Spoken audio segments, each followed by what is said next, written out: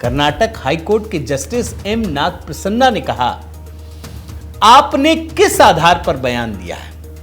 क्या आप इतिहासकार हैं या भाषाविद? पूछा कमल हासन से कि तुम हो कौन भाई? तुम कोई इतिहासकार हो या भाषाविद हो?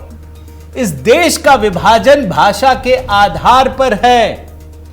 नागरिकों के लिए जल, जमीन और भाषा मायने रखते हैं। आपके बयान की वजह से अशांति फैली है। कर्नाटक के लोगों ने आपसे सिर्फ माफी की उम्मीद की थी, आप सुरक्षा मांगने आ गए। मतलब एक तो तुम भड़काओ, एक तो अशांति फैलाओ, दो राज्यों के बीच वैमनस्य फैलाओ और फिर पैसा कमाने के लिए कोर्ट पहुंच जाओ कि हमको सुरक्षा दीजिए। क्यों भाई?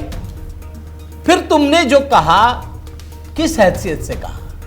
क्या आप इतिहासकार हैं, भाषाविद हैं? यह हाईकोर्ट पूछ रहा है दोस्तों।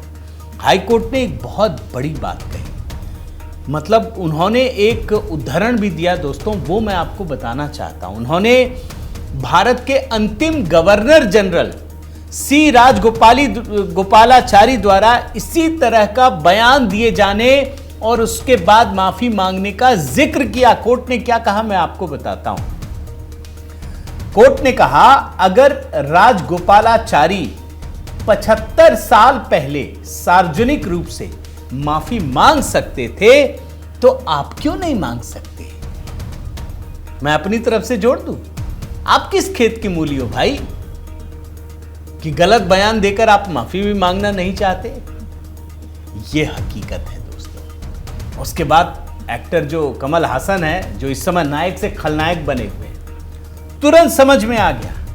उन्होंने तुरंत लिखा, मैं ईमानदारी से आशा करता हूं कि मेरे शब्दों को उसी भावना से लिया जाएगा जिस भावना से उन्हें कहा गया था, और कर्नाटक वहां के लोगों और उनकी भाषा के प्रति मेरे प्यार को पहचाना जाएगा।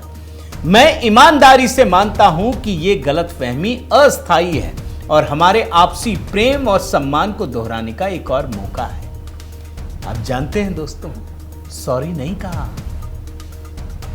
अदालत ने तो पूरी हीरोगिरी उतार दी, लेकिन इस आदमी के अंदर अहंकार कितना हावी है वो समझिए। अकड़, माफी नहीं मांगी,